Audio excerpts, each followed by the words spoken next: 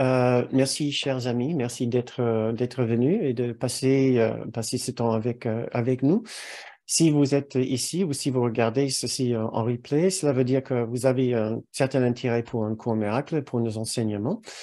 Sachez que ce soir, pour cette séance, nous allons parler des relations dans le cadre du programme d'enseignement que nous avons lancé pour cet automne. Donc, ce soir, il y a un léger virage de direction, puisque nous sommes entre deux parties maintenant de ce programme. Nous avons commencé par établir une pratique déjà très importante dans notre quête de savoir ce que c'est d'aimer selon un miracle.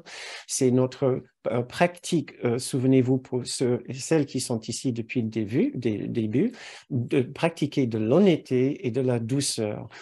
Cela veut dire tout simplement que quand nous estimons que nos réactions ne sont pas alignées avec une démarche d'amour que nous espérons, alors nous voulons simplement être très honnêtes par rapport à ceci.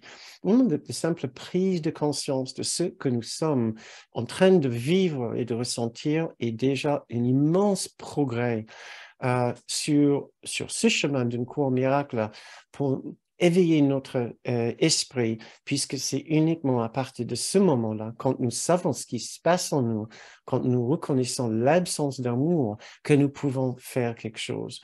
Et cela va devenir plus important, de plus en plus important au fur et à mesure que nous faisons ces séances maintenant sur nos relations, la qualité de nos relations, ce qui veut dire aussi, bien sûr, regarder parfois l'absence des qualités, l'absence d'amour dans nos relations. La deuxième étape dans cette simple petite pratique était de basculer aussi vite que nous pouvons vers une expérience de douceur, de profonde douceur, à notre égard et à l'égard des autres, bien sûr aussi. Donc, première pratique de base, honnêteté et douceur. Cela nous a préparés pour le travail assez dur que nous avons fait par la suite sur les 4 obstacles, ce que nous venons de terminer la dernière séance. Et les 4 obstacles nous ont aidés à comprendre les 4 façons différentes dont nous manifestons la séparation dans notre esprit, dans notre quotidien, dans notre comportement, dans nos actes et nos paroles. Donc, vous vous souvenez peut-être à l'origine de tout ceci, de tout cet univers, de toute cette existence et toute la problématique de cette vie ici, ce qui nous donne l'impulsion et la motivation de venir à ces séances, c'était une idée de séparation avec l'unité parfaite qui est la seule et unique réalité. À partir de ce moment-là, nous avons accepté une erreur monumentale dans notre esprit, dans un sens monumental, puisque cela provoquait beaucoup de conséquences pour nous, mais une toute petite erreur en même temps, puisque rien ne s'est véritablement passé à cette magnifique unité qui continue tout ce temps-là dans le fond de notre esprit. Cette unité, nous appelons aussi amour, nous appelons aussi Dieu. Et notre objectif dans toutes ces séances et tout notre travail avec un cours miracle, c'est simplement d'ouvrir des espaces fermés dans notre esprit où nous allons trouver la présence de cette unité, de cet amour, la présence de Dieu qui est toujours présent là, qui est toujours là, immuable, inchangeable dans notre esprit. Et ce soir, donc, nous allons regarder tout le travail que nous avons fait, mais dans un but de l'appliquer à notre vie quotidienne. Quel aspect en particulier de notre vie quotidienne, c'est les relations. Et ce que nous voulons savoir, c'est que les relations dans un cours miracle sont de la plus grande importance.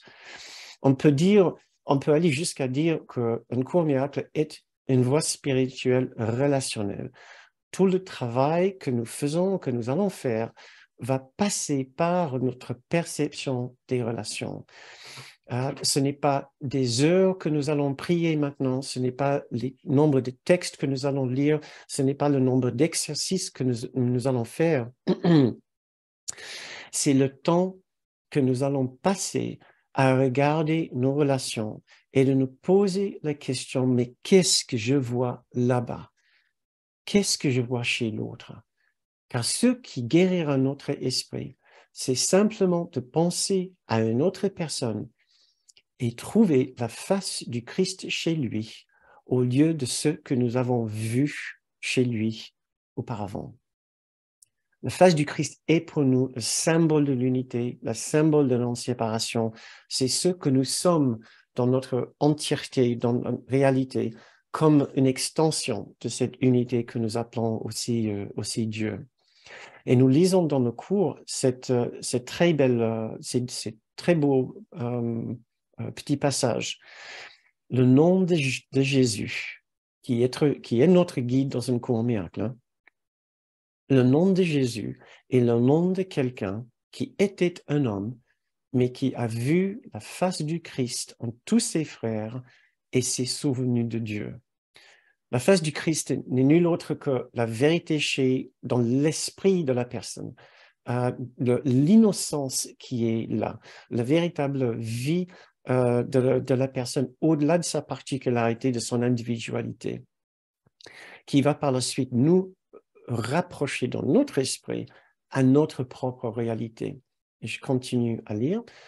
Ainsi, cet homme, le nom de Jésus, le nom de quelqu'un qui était un homme, ainsi, il s'est identifié au Christ, non plus un homme, mais ne faisant qu'un avec Dieu. Et par la suite, l'idée est bien sûr que si nous faisons comme notre guide dans le cours et nous arrivons à voir la face du Christ chez tous nos frères, voilà ce qui va nous arriver aussi. Nous allons devenir à la fin le Christ, non plus des hommes, mais ne faisons qu'un avec Dieu aussi. Et je pense qu'il n'y a peut-être pas une plus belle promesse et un plus bel espoir, une plus belle vision que celle-là. Donc, nos relations vont devenir de plus en plus importantes au point que nous pourrons dire que toute notre vie sera dévouée à mieux comprendre nos relations. Notre vie va devenir une école dans laquelle nous allons apprendre sur la nature de nos relations. Qu'est-ce que nous sommes en train de voir là? Parce qu'un cours miracle nous apprend que toutes les zones d'ombre dans notre esprit, toutes les zones d'ombre qui nous empêchent de voir la sublime, majestueuse réalité de l'unité de l'amour de Dieu, seront pour une partie cachées en nous, ce qu'on appelle le déni, mais une très grande partie seront projetées à l'extérieur. Projetées à l'extérieur, ouf, chez les autres personnes. Donc, tous nos obstacles au souvenir et à la conscience de ce que nous sommes, ce qu'est la réalité derrière les apparences, nous n'avons qu'à regarder chez les autres pour voir ce que nous voyons là-bas. Et nous allons voir une trace de nos zones d'ombre. Ce n'est pas les zones d'ombre, les autres personnes qui nous intéressent, c'est nos zones d'ombre que nous allons voir reflétées dans les visages de ces autres personnes. Donc, nous pouvons considérer nos relations alors, dans ce sens-là, comme la voie royale, pour emprunter une expression de Freud, la voie royale pour comprendre le fonctionnement de l'esprit séparé. Là où Freud et Ken ont bien aimé cette expression de voie royale, comme l'aide de voie royale.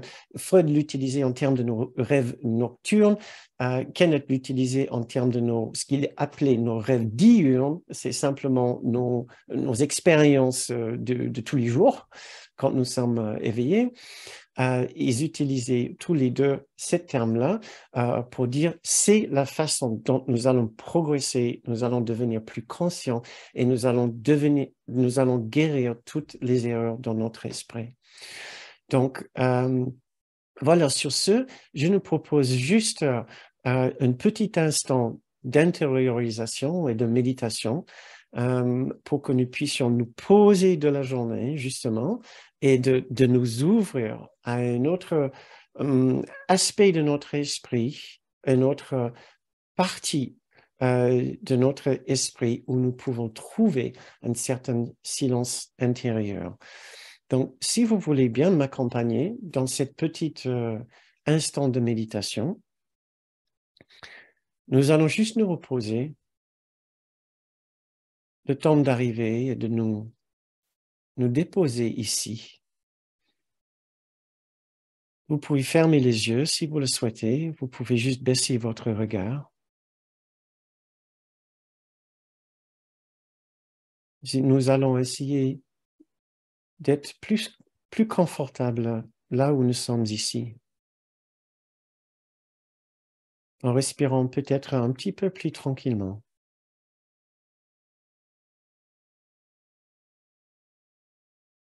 En laissant reposer notre poids sur notre chaise ou là où nous sommes assis ou allongés.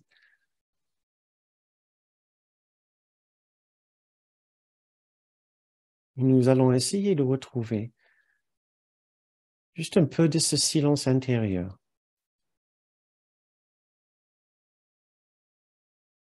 Entre mes mots, il n'y a que silence. Mes mots pointent vers le silence entre mes mots.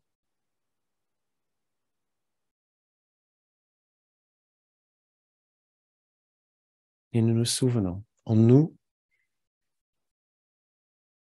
il y a calme, il y a silence, il y a paix. Il y a tout un sanctuaire intérieur,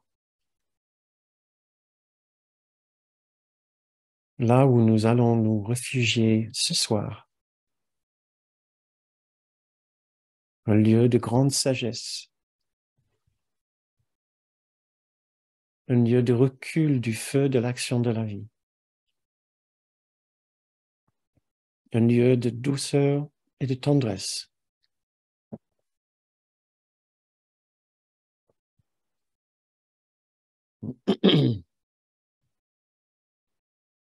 Un lieu aussi d'unité et de partage. D'unité et de partage avec notre guide. Que vous acceptez Jésus comme votre guide ou non, nous avons tous un guide, même si celui est juste une autre partie de notre propre esprit que nous appelons un grand frère ou une grande sœur.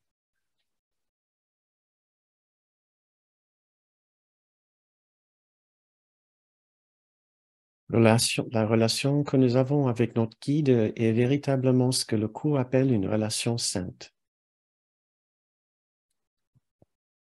Une relation d'innocence, d'égalité, de partage.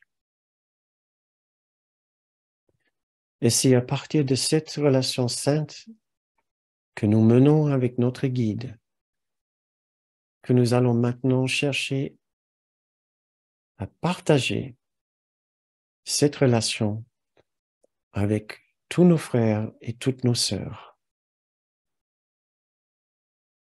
Et je peux vous lire cet extrait du cours. Cette relation sainte, qui est belle en son innocence, puissante en sa force et flamboie d'une lumière bien plus brillante que le soleil qui éclaire le ciel que tu vois, et choisit de ton Père comme moyen pour son propre plan. Sois reconnaissant qu'elles ne servent pas du tout au tien. Rien ne lui est confié qui puisse être mal utilisé. Et rien ne lui est donné qui ne sera utilisé. Cette relation sainte a le pouvoir de guérir toute douleur, quelle qu'en soit la forme. Et c'est précisément ce que nous allons essayer de faire ce soir.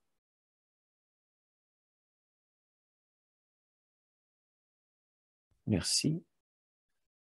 Ce soir, effectivement, nous allons essayer de guérir nos relations.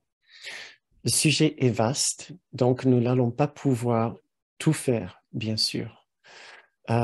Juste toucher quelques aspects, aussi dans le cadre du travail que nous avons déjà fait, donc selon les 4 obstacles. Nous pouvons nous poser des questions. Qu'est-ce que nous sommes censés apprendre avec nos relations si nos relations sont là pour nous aider à nous éveiller à la présence, à avancer sur notre chemin? Premièrement, c'est de reconnaître que la séparation dont nous avons parlé tout à l'heure ne s'est jamais véritablement produite et que Dieu nous aime toujours. Puisque dès l'instant que nous pensons que notre séparation est une réalité, nous pensons que c'est au dépend de Dieu, de sa vie, de son royaume, de son ciel. Et donc nous pensons qu'il nous aime plus.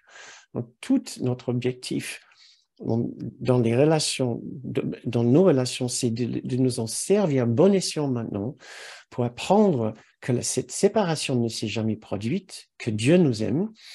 Et donc, nous allons essayer d'utiliser les relations pour savoir que nous sommes unis aux autres personnes. Unis aux autres va nous aider à savoir que nous ne sommes jamais séparés du ciel, jamais séparés de Dieu. Nous sommes dans une démarche d'unité et d'unification et de jonction.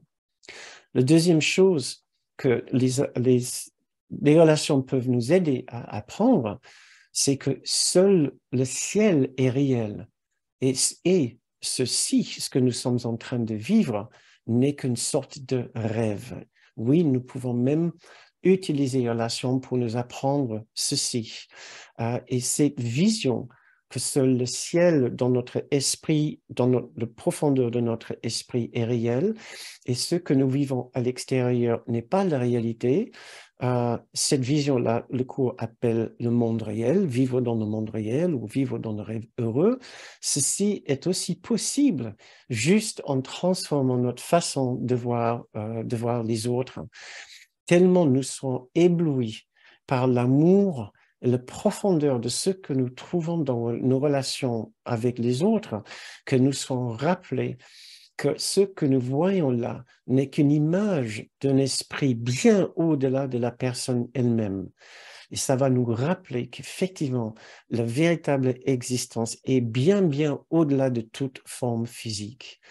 Et la façon que nous allons faire ceci pour vous donner une sorte de trame pour notre processus avec le cours par rapport aux relations.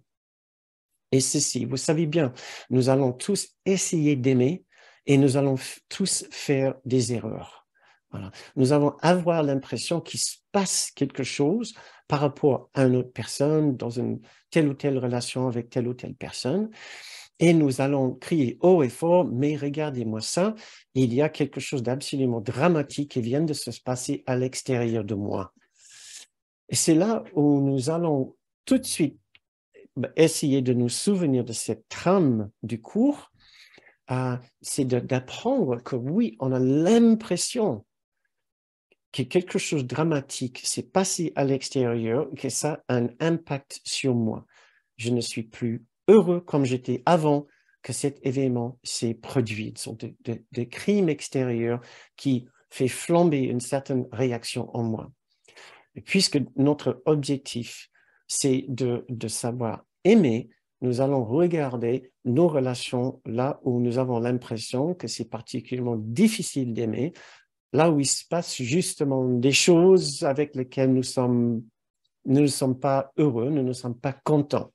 Donc, si cela vous aide, vous pouvez déjà réfléchir pour vous à une relation où il se produit des choses, ou peut-être une chose s'est produite, là où vous pouvez dire, là, j'aurais été nettement heureux si cet événement ne s'était pas produit. Alors, personne va vous contredire et dire que rien ne s'est passé à l'extérieur. La question pour nous, c'est d'où vient votre réaction? Est-ce que votre réaction est due véritablement à ce qui s'est produit, ce qui s'est passé? Ou est-ce qu'il se passe autre chose? Est-ce qu'il s'est passé autre chose au moment des faits qui vous a amené à avoir les réactions que vous avez eues. C'est là où le cours va nous apprendre que nous ne sommes jamais dérangés, contrariés pour les raisons auxquelles nous pensons, puisque l'événement dramatique extérieur n'est que le reflet d'un événement dramatique à l'intérieur. Le monde extérieur n'est qu'une image de notre condition intérieure. C'est une phrase du cours, un principe du cours. Donc, nous allons essayer de nous servir de tous ces différents événements dramatiques extérieurs pour revenir à l'intérieur et dire, ah, il se passe quelque chose en moi, il s'est passé quelque chose en moi, nous basculons d'un événement dramatique extérieur et nous commençons à comprendre selon le cours que, en fait, il s'était passé un événement dramatique à l'intérieur de moi déjà avant cet événement avec ces personnes ou avec cette personne. Donc, toute la puissance du cours est dans cette idée de passer de l'extérieur vers l'intérieur. Et à l'intérieur, nous allons voir ce que nous croyons, ce que nous pensons avoir fait par rapport à l'unité. Nous avons cru avoir détruit l'unité, de nous être séparés de l'amour de Dieu, que nous appelons la séparation, et notre dramatique événement intérieur n'est que le souvenir de la destruction du ciel pour lequel nous pensons être responsables. Voilà. Là, c'est l'événement dramatique que nous projetons à l'extérieur et qui ravive nos sensibilités, nos vulnérabilités, nos susceptibilités, qui nous rend très vulnérables et ouvertes au dérangement extérieur.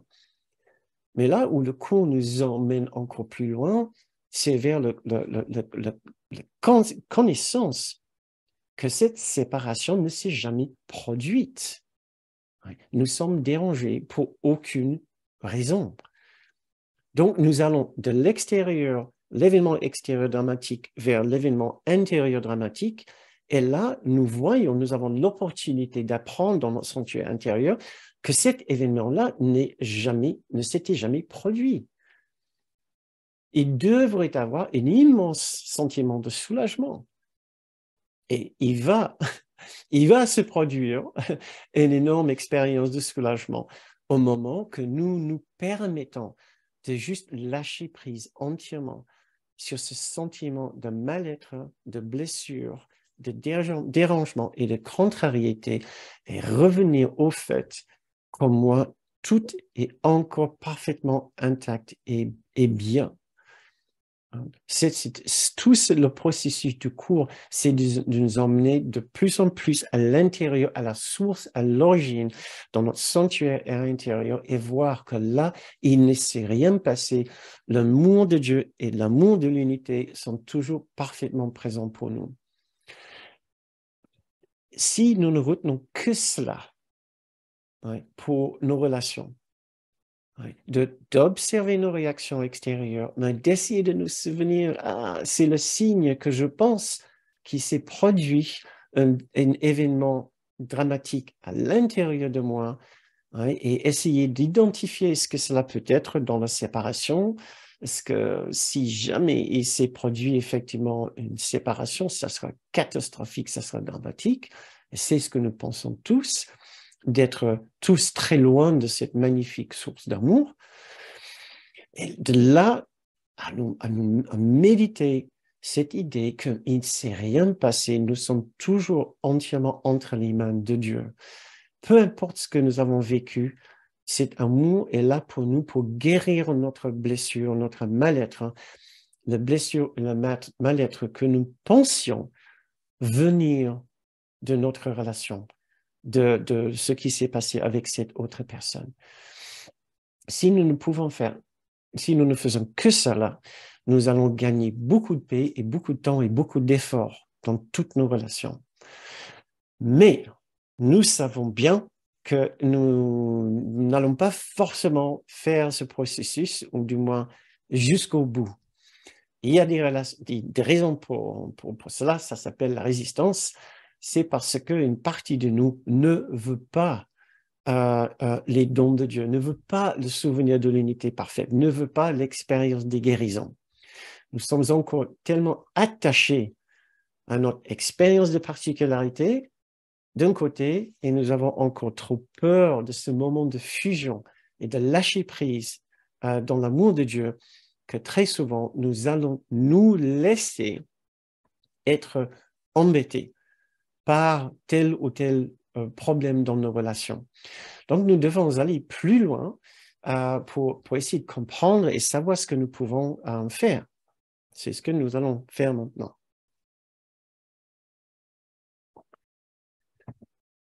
Le processus que je viens de vous décrire est le processus par lequel nous allons transformer ce que le cours appelle les relations particulières en des relations saintes.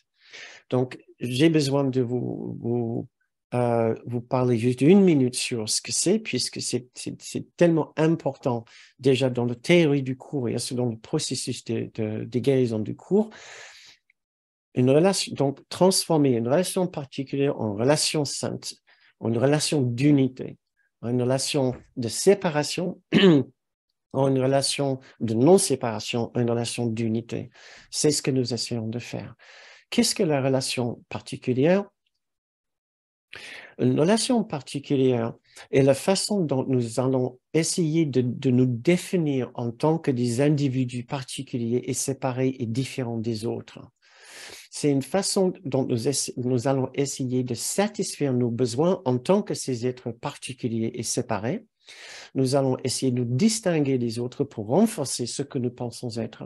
Nous allons aussi utiliser ces relations-là pour souffrir, figurez-vous, puisqu'il y a déjà souffrance en nous du fait de croire dans nos séparations. Nous ne supportons pas d'être responsables pour cette souffrance, donc nous allons le mettre sur le compte d'autres personnes. Donc, nous allons utiliser ces relations pour blâmer les autres pour la souffrance que nous ressentons. Donc, vous voyez, ce n'est pas des relations très saintes, c'est des relations très égotiques, des relations de dépendance, souvent. Nous allons d'un côté essayer de satisfaire nos besoins, de nous distinguer et de nous différencier d'autres personnes, et aussi de souffrir et de blâmer les autres. Donc, rien de bon, rien à récupérer là. La relation sainte est basée sur une prémisse complètement différente. C'est que tout d'abord, l'amour est en moi. Il n'y a rien qui peut me blesser, me faire mal une fois que je me réfugie à nouveau dans la profondeur de mon sanctuaire intérieur.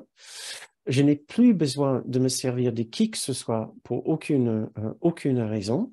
Je suis déjà entièrement satisfait dans la profondeur de ma relation sainte avec Dieu, avec mon guide, avec le Saint-Esprit, et aussi ma relation sainte avec le Christ en l'autre. Pas avec la particularité de l'autre, mais avec le Christ en l'autre. Et nous lisons dans l'introduction du chapitre 22, qu'une relation sainte part d'une prémisse différente. Chacun a regardé au-dedans et n'a vu aucun manque. Manque d'identité, manque d'innocence, manque de plénitude, d'abondance, manque tout court. Acceptant sa complétude, il voudrait l'étendre en se joignant à un autre entier comme lui. Il ne voit pas de différence entre les soi, car les différences ne sont que du corps. Par conséquent, il ne voit rien qu'il voudrait prendre. Donc, voici ce petit extrait. Il nous aide à savoir ce que c'est d'un côté la relation sainte et de l'autre côté la relation particulière. La relation particulière, là où nous voyons que nous cherchons la complétude avec l'autre. Nous voyons les différences entre les soi. Nous voyons les choses que nous voulons prendre. Pour revenir sur notre extrait. La relation sainte, c'est totalement l'inverse. Nous avons regardé au-dedans de nous-mêmes, de notre propre esprit, et nous avons trouvé que là, il n'y a rien qui manque. Alors, maintenant, c'est l'heure d'un petit exercice pour que nous puissions réfléchir ensemble. Si vous êtes ici pour la première fois, il suffit de cliquer sur votre bouton discussion et vous pouvez mettre un petit mot, un petit bout de phrase dans le fil de chat si vous souhaitez participer. Si vous écoutez ceci en replay, je vous invite à réfléchir sérieusement puisque votre réponse à cette question va nous aider, va nous aider à faire les exercices suivants, va nous placer dans un contexte spécifique dans la vie de chacun. Nous essayons, notre but ici est de rendre la théorie aussi pratique que possible. Ce cours n'est pas censé rester les jolies pages sur un gros bouquin, c'est censé vivre en nous tous les jours et nous aider avec nos différentes difficultés. Donc, voilà le petit exercice. Aimer quand tout va bien, c'est facile. Aimer quand les choses vont moins bien, c'est moins facile. Quand est-ce que c'est difficile pour vous d'aimer? Dans quel genre de situation ou face à quel genre de comportement est-ce que vous le trouvez difficile d'aimer? On va y réfléchir une minute.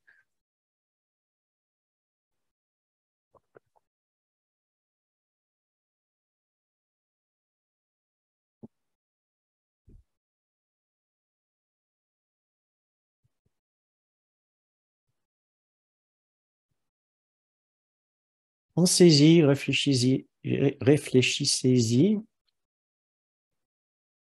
Quand est-ce que c'est difficile d'aimer? Si nous utilisons ces personnes, ces situations, ces comportements pour les exercices que nous allons faire par la suite, les discussions, par la suite, ce sera beaucoup plus pratique pour vous, beaucoup plus parlant.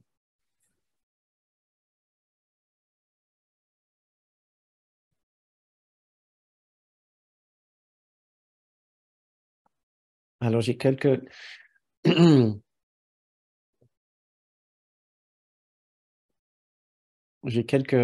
réponses qui commencent à entrer. Pendant une trahison, quand j'ai l'impression que l'autre ne m'aime pas, face à une personne agressive et de mauvaise foi, quand je me sens agressé injustement, verbalement ou physiquement, quand je vois de la manipulation ou du mensonge en face de moi, quand on me juge ou je me sens agressé, dans la dévalorisation et le manque de respect, les insultes et la violence, quand je me sens trahi par une personne en qui j'avais confiance. Très bien. Merci beaucoup. Avançons maintenant un petit peu, essayez de songer pour vous, chercher vraiment les situations dans lesquelles vous le trouvez plus difficile d'aimer. Ça veut dire d'inclure les autres dans votre plus haute considération, de comprendre, de vraiment les apprécier, de les garder dans votre cœur. Quand est-ce que c'est difficile pour vous?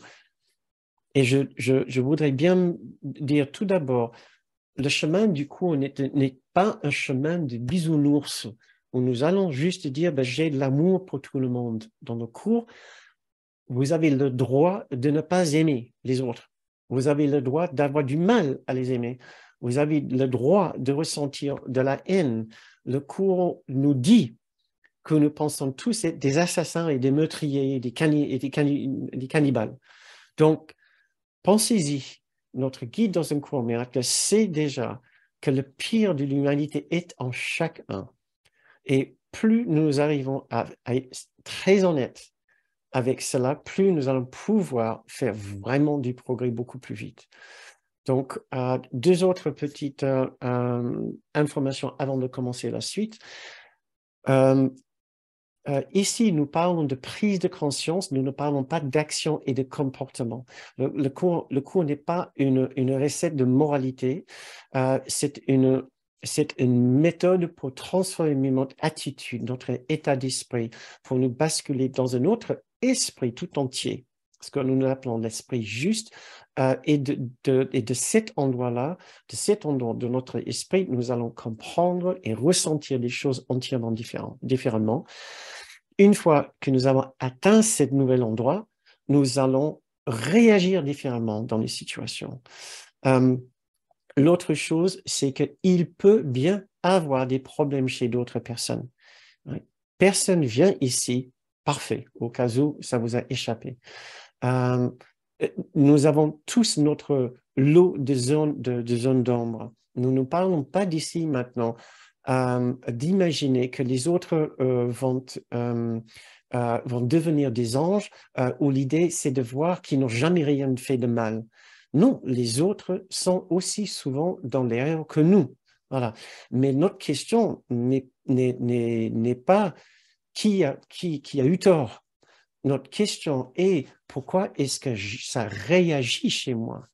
Je suis responsable pour ma réaction. Je ne suis pas responsable pour ce que les autres font. Eux, c'est leur responsabilité. Ma responsabilité, c'est ce que je ressens, ce que je pense, ce que je perçois, ce que j'interprète, comment j'éprouve la situation, comment je réagis. Voilà, c'est ça qui est intéressant pour nous. Donc, merci pour les autres suggestions que vous avez mises sur le feed de chat, que j'encourage les autres personnes ici à lire. Et comme ça, je peux continuer notre séance.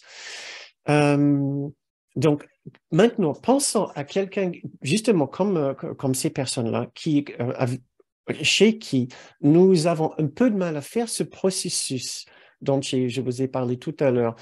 Événement dramatique extérieur, événement dramatique intérieur. Il n'y a pas eu d'événement dramatique intérieur, il ne s'est rien passé, donc j'ouvre mon cœur, j'ouvre mon esprit à l'amour de Dieu, je ressens un apaisement de ma blessure et de ma souffrance et je comprends l'autre personne. Dans ces situations-là, manifestement, vous n'arrivez pas bien le faire.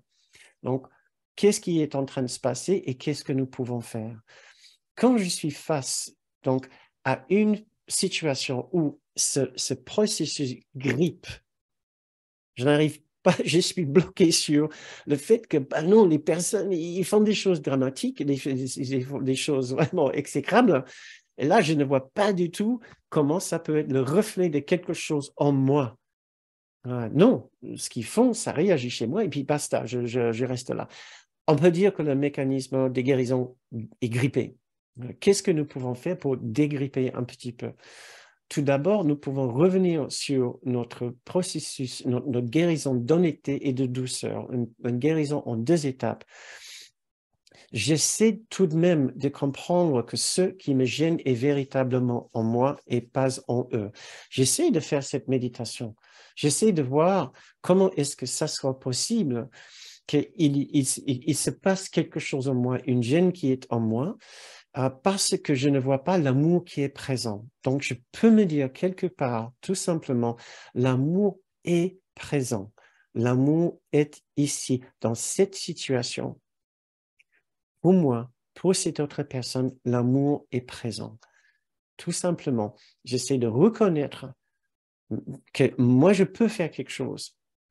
Je ne suis pas dans le juste, je suis dans l'erreur. Si je dis l'amour de Dieu est parti de la paix de Dieu est partie de mon esprit et c'est à cause de ces personnes. Si je n'arrive pas à voir le Christ en eux, ce n'est pas parce que le Christ n'est pas là, c'est parce que je ne veux pas le voir. Le Christ est parti de ma conception, de ma conscience. Donc, pour l'inviter, je fais tout ce que je peux pour juste essayer de reconnecter un tout petit peu avec mon but, c'est de me souvenir que la paix est là. Puis je dis, j'ai simplement peur de l'amour et de la paix et ne veux pas encore les accepter à la place de ma gêne. Kenneth nous disait, ça c'est le raccourci le plus radical, le plus important. Simplement se dire, j'ai eu peur de l'amour. Quoi de neuf? J'ai eu peur de l'amour, j'ai eu peur de la paix de Dieu. Je ne veux pas encore accepter la paix de Dieu et l'amour de Dieu à la place de ma gêne. Ma gêne m'est encore trop importante. Je ne valorise peut-être pas encore l'amour de Dieu suffisamment. Je suis trop attaché à la sensation de ma gêne, à la sensation que ça produit pour moi, que ça procure pour moi. C'est ma particularité. Qu'est-ce que je ressens à travers cette difficulté? Je ressens moi, ma vie, mes perceptions, mon esprit, ma gêne, ma contrariété, ma colère, ma tristesse, etc. Ouais. C'est moi qui est au centre de ce tableau. Je n'ai pas envie pour l'instant à m'enlever de ce tableau et laisser ce tableau être rempli entièrement par la paix et l'amour de Dieu. Donc ça, c'est quelque chose. Une autre chose que nous pouvons faire, ce que j'essaie juste de voir le temps. Ce que j'avais prévu ici, c'est une petite méditation. De penser à une situation où vous trouvez quelque chose de particulièrement contrariant chez une autre personne et juste essayer de vous poser dans cette situation avec cette personne et vous proposer cette idée. Ce que je vais faire, je vais juste le mentionner ici. Donc, si vous pouvez le regarder en replay, revenez alors à cet instant et essayez d'arrêter les vidéos et faire cette méditation. Et utiliser cette méditation juste d'honnêteté. Voilà, je suis dans l'erreur, je sais, je ne peux pas avoir raison ici, puisque l'amour et la paix de Dieu, je sais qu'ils sont présents. Quelque part, je choisis de ne pas les inviter et de les vivre entièrement, de les accepter entièrement dans mon esprit. Ce n'est pas un péché, ce n'est pas un crime, je ne suis pas coupable, j'ai juste peur. Donc, voilà mon invitation, parce que j'aimerais bien avancer un petit peu.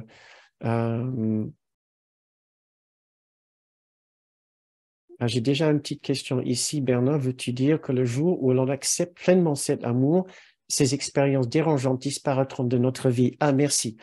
Merci, parce que c'était l'une des autres petites informations de préparation que je voulais vous donner.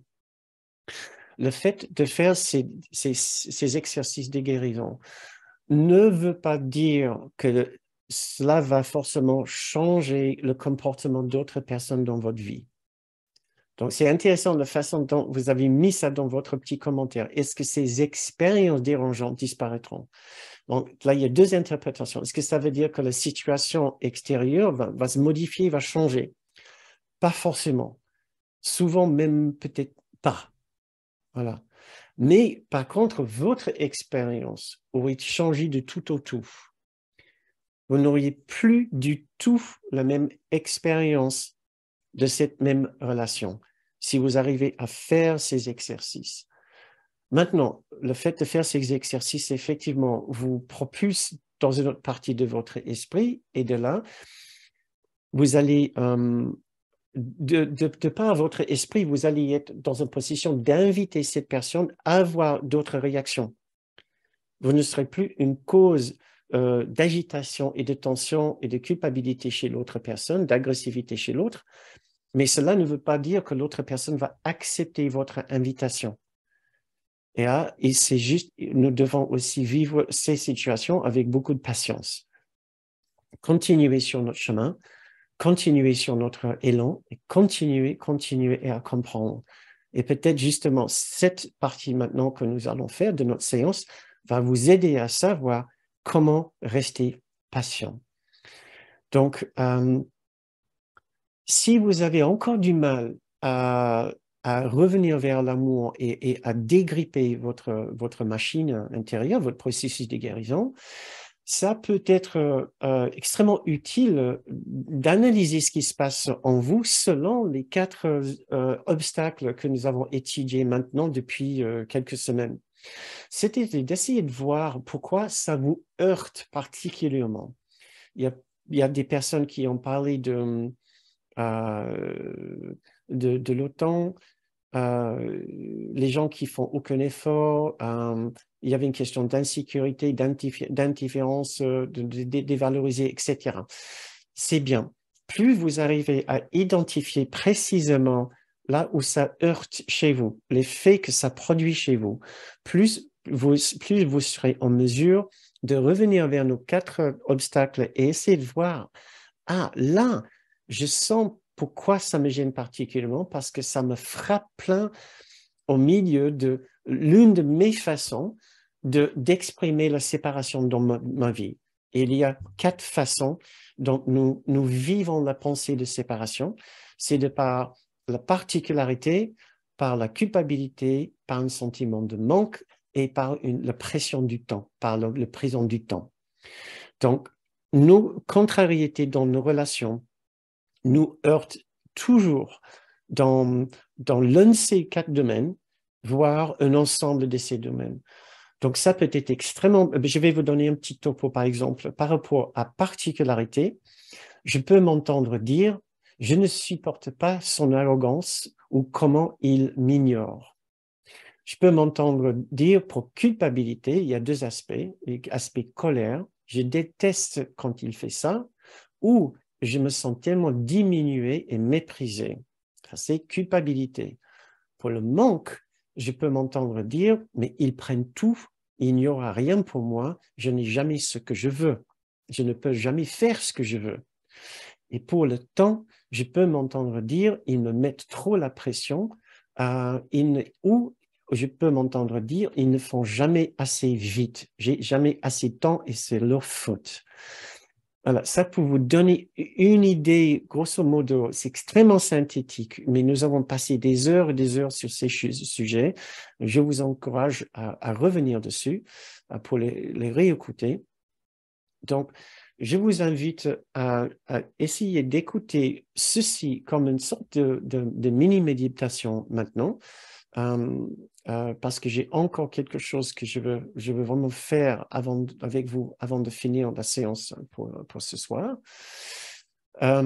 Si vous avez l'impression que la gêne que vous ressentez, qui grippe votre machine, se trouve dans le domaine de la particularité, alors préparons-nous peut-être.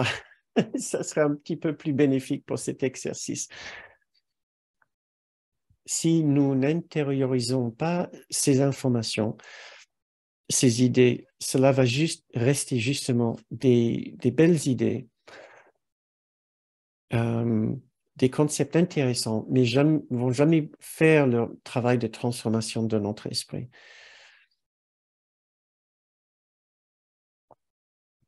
Donc, je vous invite,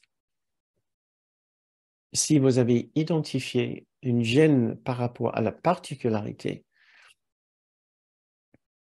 ça sera peut-être bénéfique pour vous d'essayer de vous rassurer que vous avez toute la reconnaissance et l'importance et la gratitude qu'il vous faut là, dans votre propre esprit, dans votre sanctuaire intérieur.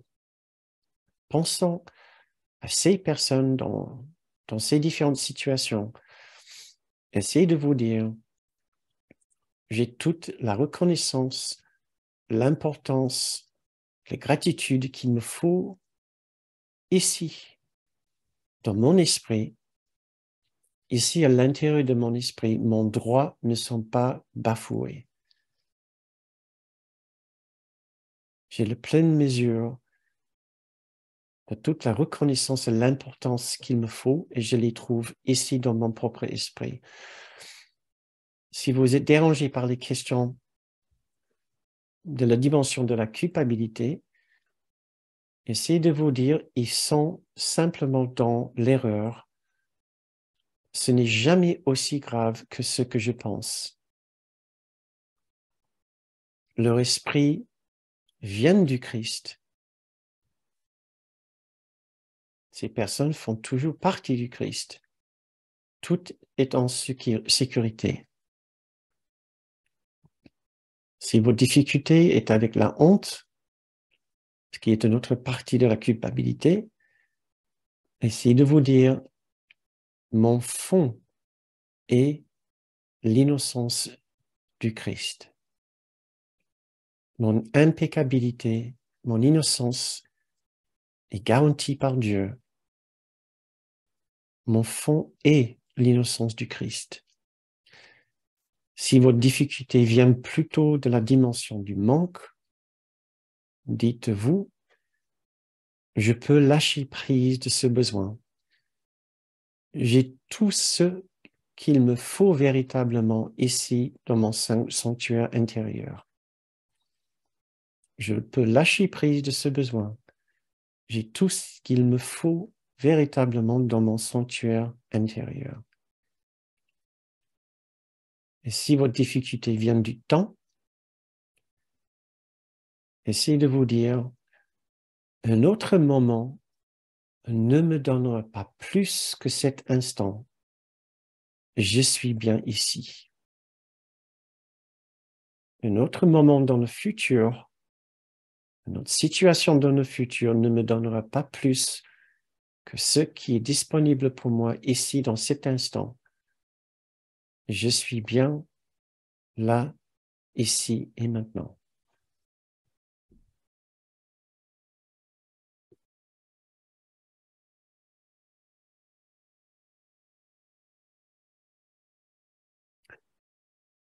Si votre difficulté continue,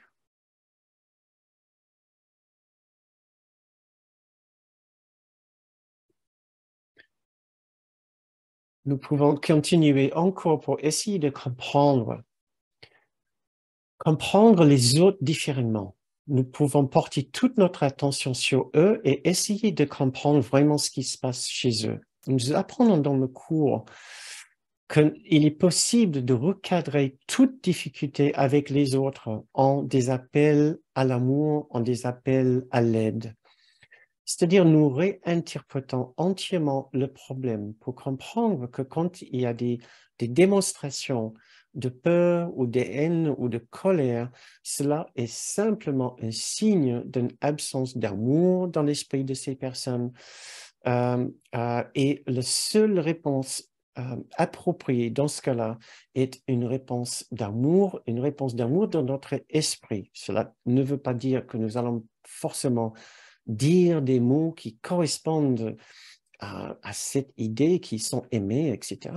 Nous allons répondre à la situation selon la particularité de la situation, mais dans notre cœur et dans notre esprit, nous allons ressentir une acceptation pour la difficulté de l'autre de s'exprimer autrement que par ses actes, parfois même malveillants. Cela arrive. Il y a deux passages que j'aimerais lire ici. Je vais faire un raccourci ici pour le gain du temps. S'il n'y a que l'attaque qui produise la peur, et si tu vois l'attaque comme l'appel à l'aide qu'elle est, l'irréalité de la peur doit commencer à se faire jour en toi, car la peur est un appel à l'amour, ce qui était nié étant reconnu inconsciemment. C'est-à-dire ce que, dans un langage un petit peu compliqué, il essaie de dire toute attaque, toute peur est une réaction contre l'amour. Donc, chaque fois que nous voyons une démonstration de peur ou d'attaque, nous pensons immédiatement à peur de quoi? Amour. Et cela nous rappelle l'amour, pas l'attaque. Maintenant, nous basculons notre esprit sur le fait que cette personne a peur de l'amour. Je vais mettre tous ces extraits dans le descriptif de la vidéo, bien sûr. Nous lisons dans un autre passage, un autre chapitre. Je ne vais pas vous lire tout le passage. Tu seras rendu entier comme tu rendras entier, car percevoir dans la maladie l'appel à la santé, c'est reconnaître dans la haine l'appel à l'amour. Donc, tout à l'heure, c'était reconnaître dans l'attaque et la peur un appel à l'amour et à l'aide. Et ici, c'est l'appel, c'est la haine que nous pouvons interpréter comme un appel à l'amour. Et c'est ce que nous pouvons essayer de faire.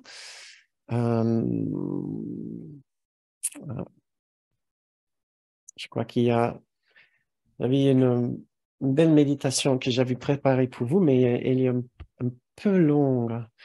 Je vais essayer peut-être de le raccourcir. Donc, par rapport, donc si vous voulez vous préparer maintenant pour une méditation pour finir notre séance ce soir, ce que nous allons essayer de faire, c'est d'appliquer cette idée-là.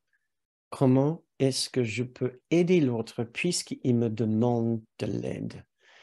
Chaque fois que je vois quelqu'un que je n'estime n'est pas dans une démonstration d'un esprit aimant, alors forcément, il y a un appel à l'amour.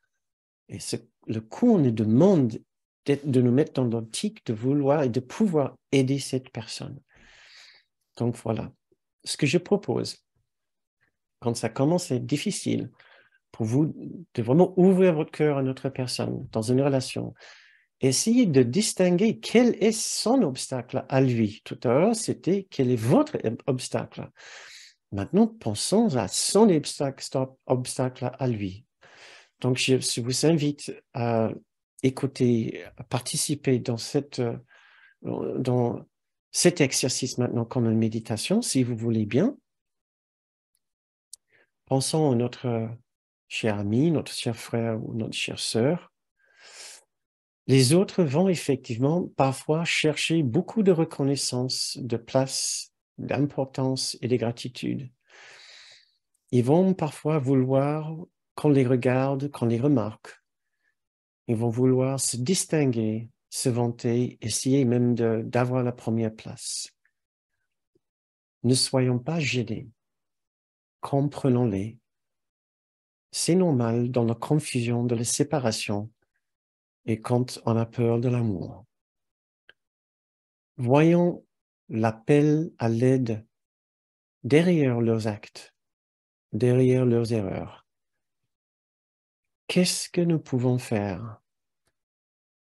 Comment pouvons-nous les aider?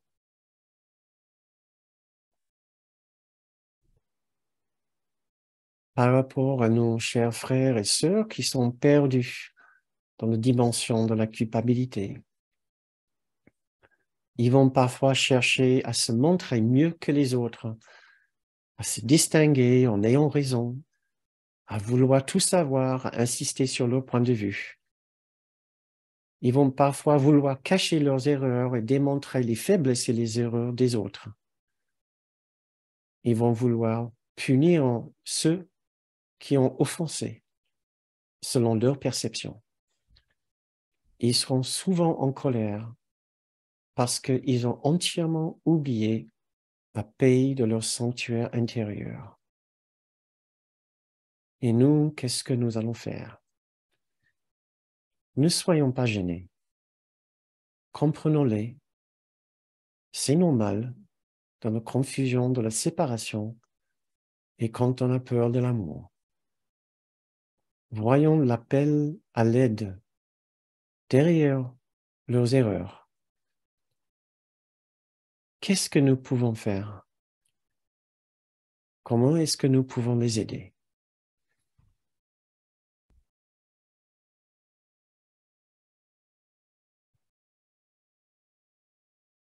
Pensons à nos chers frères et sœurs qui ont difficulté avec l'aspect de manque de la séparation. Ces personnes-là vont vouloir accaparer beaucoup de positions et de biens pour eux tout seuls. Ils vont essayer de dérober d'autres personnes de leurs biens et justifier cela en déclarant ayant bien le droit de le faire. Ils vont aussi vouloir se distraire à oublier ce géant vide intérieur qui les pousse loin de leur sanctuaire intérieur. Pensons à toutes ces personnes perdues dans un rêve de manque et de pénurie et de devoir prendre et avoir à tout prix, à être omnubilées par les choses, à être obsédées par les différentes activités, simplement pour remplir leur vie. Qu'est-ce que nous pouvons faire? Ne soyons pas gênés. Comprenons-les. C'est normal dans la confusion de la séparation et quand on a peur de l'amour. Voyons plutôt l'appel à l'aide derrière leurs erreurs. Et posons-nous cette question. Qu'est-ce que moi je peux faire? Comment est-ce que moi je peux les aider?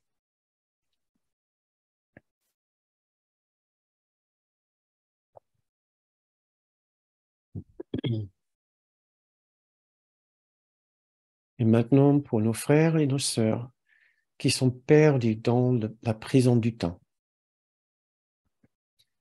ils sont toujours pressés. Ils vont peut-être vouloir nous mettre sous la pression du temps aussi, car ils pensent qu'ils ne sont pas satisfaits et en sécurité là où ils sont et dans leur situation et leurs conditions actuelles. Ils sont agités et vont chercher à bouger, à changer de place, imaginons qu'un autre moment dans le futur sera plus propice au bonheur qu'ils cherchent. Pensons maintenant à toutes ces personnes harcelées par le temps et qui cherchent à avoir une influence sur nous, à nous mettre sur la pression pour que nous nous alignions à leur planning, à leur programme. Qu'est-ce que nous pouvons faire? Ne soyons pas gênés. Comprenons-les. C'est normal dans la confusion de la séparation et quand on a peur de l'amour. Voyons maintenant plutôt l'appel à l'aide derrière leurs préoccupations et leurs erreurs. Et posons-nous cette question. Qu'est-ce que nous pouvons faire maintenant pour les aider?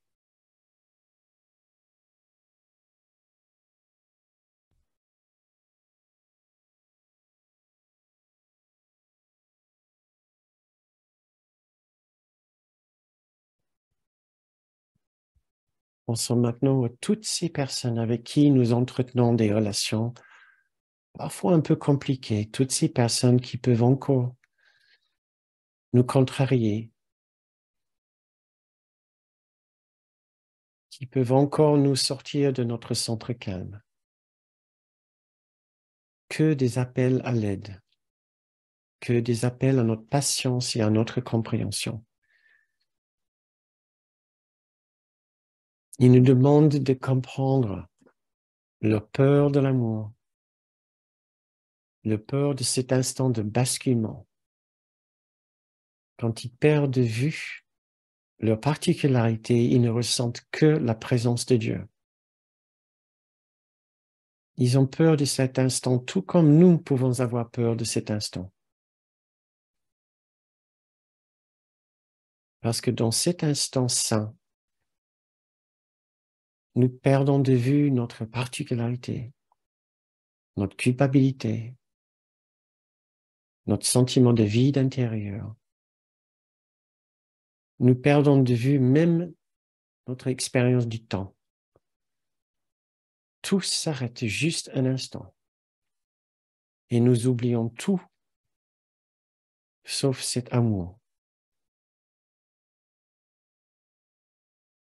Laissons-nous nous détendre quelques instants dans nos souvenirs de ce sublime amour qui nous aime.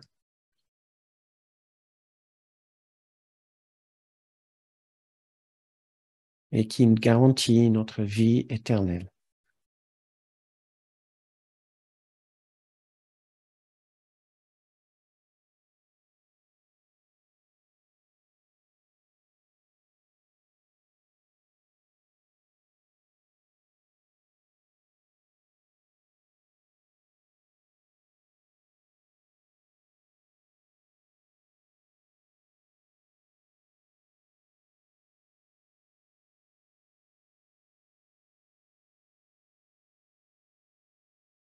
Très bien.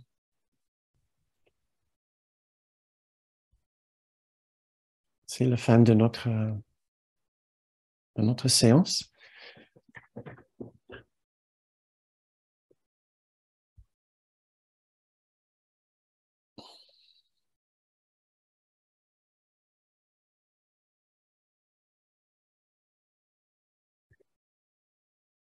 Donc, c'est la fin de notre séance maintenant. Si vous pouvez rester encore quelques minutes, je peux rester avec vous pour discuter, pour recevoir vos commentaires euh, et échanger avec vous.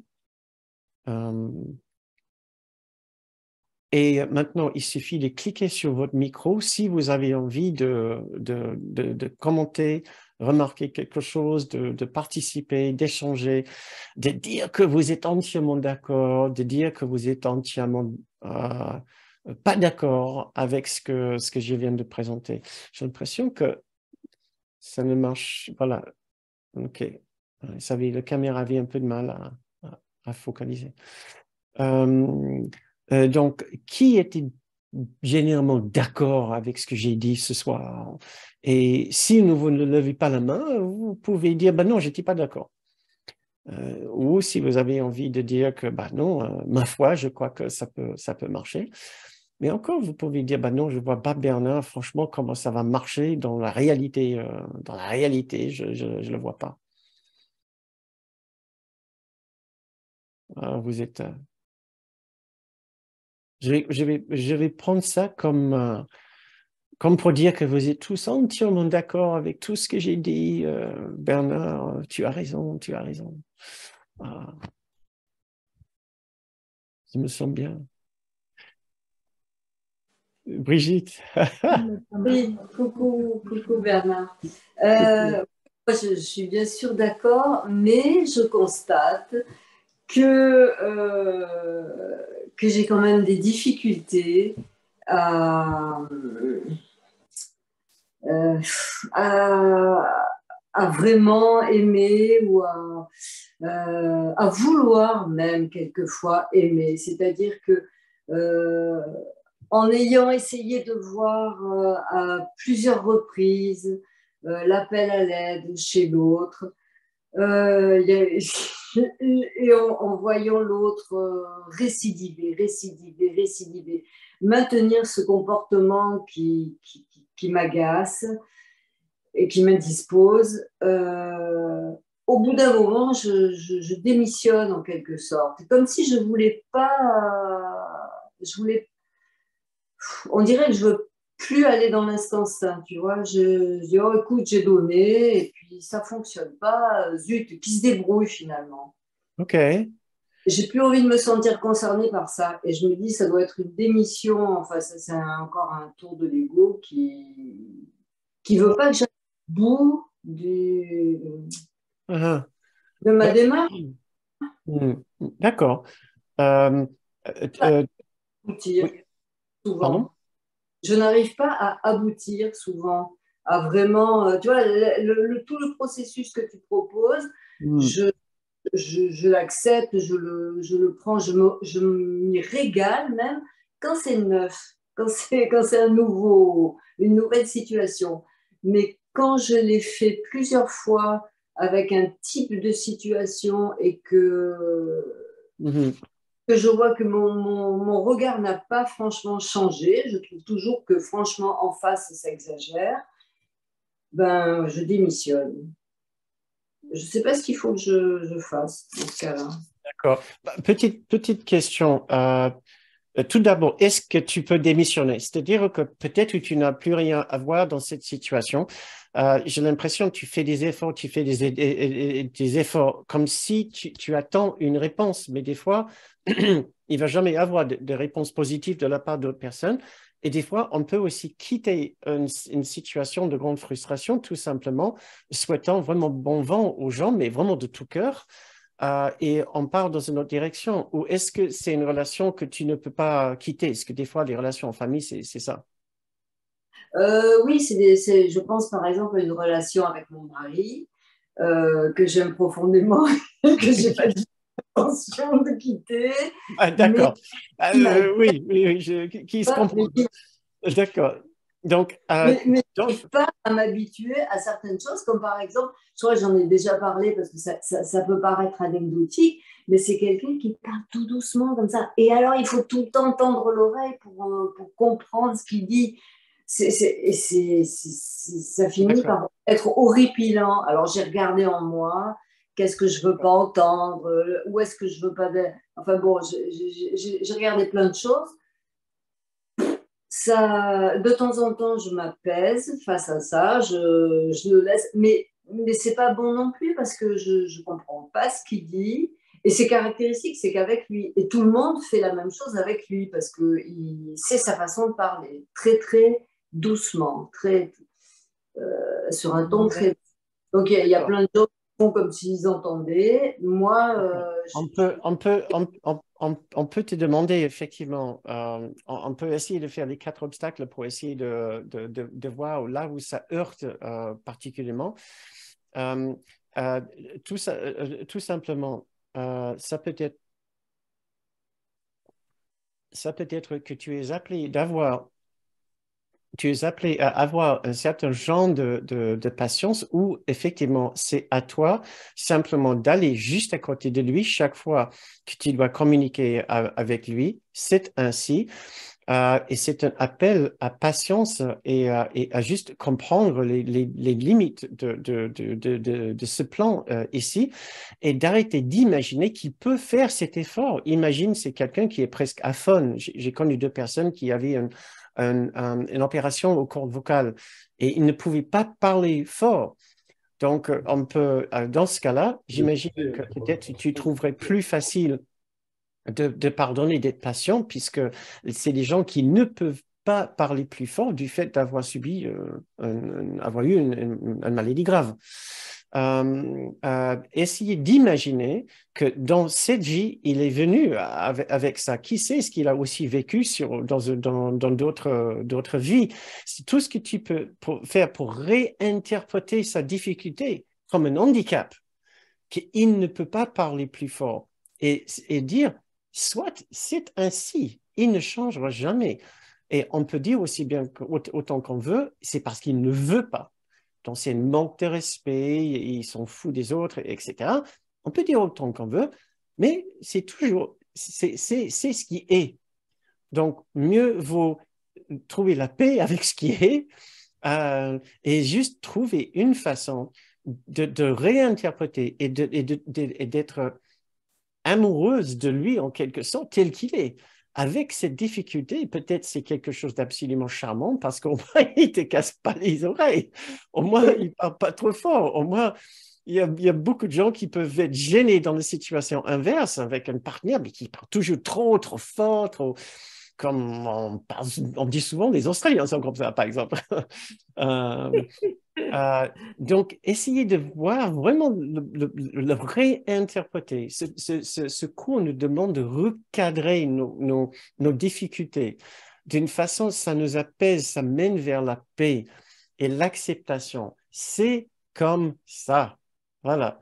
Et donc, essayez d'imaginer littéralement qu'il y a une raison qui l'empêche de faire ça. Même si tout le monde, toute la planète le supplie de lever la voix, peut-être il a vécu des vies entières où il était obligé de crier, où il était puni s'il parlait, où il était obligé de parler fort. Dans cette vie ici, il se donne du repos, d'avoir une présence forte ou une voix forte de cette façon. Mais je t'encourage vraiment à essayer de réinterpréter, de recadrer ça presque comme une sorte d'handicap, mais qui vient d'on ne sait pas où.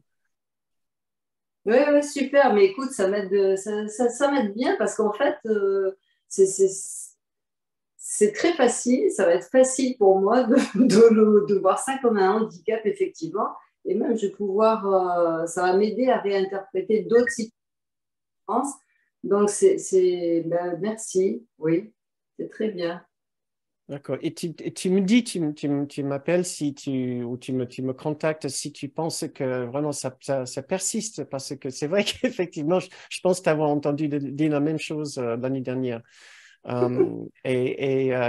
nos âges, on a envie maintenant que ça se calme un petit peu et de trouver plus de paix par rapport à tout ça. Mais souviens-toi, ce qui te gêne n'est pas qu'il ne parle pas fort. Ce qui te gêne est tout ce que tu es en train de te dire par rapport à ça. Le fait qu'il ne parle pas fort, c'est juste un fait.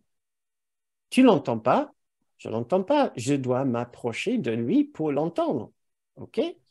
Oh, si c'est comme si c'est une personne âgée ou un petit enfant ou je ne sais pas quoi, ou si quelqu'un, comme j'ai dit, bah, ce n'est pas le fait qu'il parle pas fort qui te gêne. C'est toute l'histoire, le récit par rapport à ça. Oh, ça m'oblige de me lever, etc. Il ne fait pas l'effort, gna, gna, gna. Et que moi, là où j'étais bien. Maintenant, je dois me lever du canapé pour venir là où il est. Sinon, tu peux lui dire aussi, chérie d'amour que j'aime de tout mon cœur, si tu as quelque chose à me dire, ne me le dis pas dans la cuisine, là, avec ta toute petite voix. Il va falloir que tu viennes jusqu'à moi. Dis quelque chose, il faut venir à côté de moi. Pas me parler quand je suis aux toilettes ou la cuisine. On vous entend, Guy. Tu vois, il dit, ah, tu vois, hein, Christine, ce que dit Bernard. D'accord. Ouais, bon, bah. Juste pour finir, merci Christine. C'est pour dire que dans tous les couples, Brigitte, il y a des trucs comme ça. Tu n'es pas toute seule. Ça se pourrait. Alors moi, j'exaspère Guy parce qu'il trouve que je lui parle à l'autre bout de l'appartement. Quand j'ai un truc à lui dire, il me dit, mais tu peux pas t'approcher de moi pour me le dire, ça m'énerve. Bon, désolé. Ouais, ouais, Je n'avais pas vu qu'on avait le micro. ça met de l'humour, oui, bah oui. Mais c'est tout à fait approprié, effectivement. Brigitte, ça peut aider un peu? Oui, oui, oui, tout à fait. C'est vrai. OK. Bon, c'est anecdotique, mais Et non, pas du tout. Pas du voyez tout. C'est pile poil, vraiment là où nous sommes. Mais vraiment, c'est dans les petites contrariétés que nous apprenons sur nos mécanismes, sur nos bêtises qui nous irritent. Mais c'est les bêtises de la vie qui enlèvent notre paix d'esprit. Oui, puis Merci. je savais pas en sortir parce que j'avais plus envie de pardonner. Je voyais même plus qu'il fallait que je pardonne. Je voyais plus j'arrivais au résultat que tu me proposes, c'est-à-dire, bon, laisser courir puis accepter, mais j'acceptais pas vraiment parce qu'il me reste un truc, il y a quelque chose que je pourrais faire. Brigitte, toi et moi, on va continuer à en discuter à un moment, mais j'aimerais bien juste. J'avais Guy et Christine, effectivement, ils avaient une question, mais maintenant ils ont coupé leur micro. Christine, tu avais toujours quelque chose? Oui, c'est parce que tu as parlé de la peur et la peur est liée à l'amour. Et comme moi, la peur, c'est mon grand sujet, étant donné que je suis une grande peureuse de tout, de plein de choses, et que c'est très lourd, en fait. Voilà. Et je voulais que tu parles un peu plus de la peur, comment la peur était liée à l'amour, parce que je ne comprends pas trop. Et en fait, pour moi, c'est très, voilà. Très, très brièvement, si je peux parler de ça. La peur n'est pas ce qu'elle semble être. La peur peut être ressentie d'une façon tellement forte et handicapante. Le cours nous apprend une chose assez remarquable par rapport à la peur. Extrêmement difficile à voir, mais au moins, si on a cette information, ça peut commencer à peut-être modifier notre façon de réfléchir par rapport à ça. La peur est souhaitée. Et tu dis tout de suite, mais n'importe quoi. La peur inconsciemment est souhaitée et nous sommes inconsciemment attirés par la peur. C'est simplement parce que je suis attiré par la personne qui ressent la peur. Si je ressens la peur, la peur m'envoie des chocs d'adrénaline et je me sens jamais plus en vie que quand il y a de l'adrénaline et c'est la peur qui me procure ces shoots d'adrénaline. quand il y a de l'adrénaline dans mon système, quand je pense vraiment à quelque chose qui me fait peur, ouf, toutes les hormones de peur se mettent en place et il y a même des phénomènes physiques qui se passent en moi. Je me sens, moi, psychiquement, spirituellement, émotionnellement, physiquement, sur tous les plans, mentalement, sur tous les plans, je suis moi. Ouais. L'esprit, unité, grande soi, esprit juste, je ne peux même pas entendre parler. Et c'est justement le but de la peur. C'est simplement de nous plonger, mais archi-plonger dans le sentiment d'être moi. Ouais. Donc, si tu peux commencer à juste considérer la possibilité que la peur est une défense contre l'immensité et la magnificence de l'amour et de ton identité fusionnelle avec l'amour. Peut-être ça va déjà t'aider à enlever toute critique, autocritique et de jugement et de culpabilité par rapport à la peur.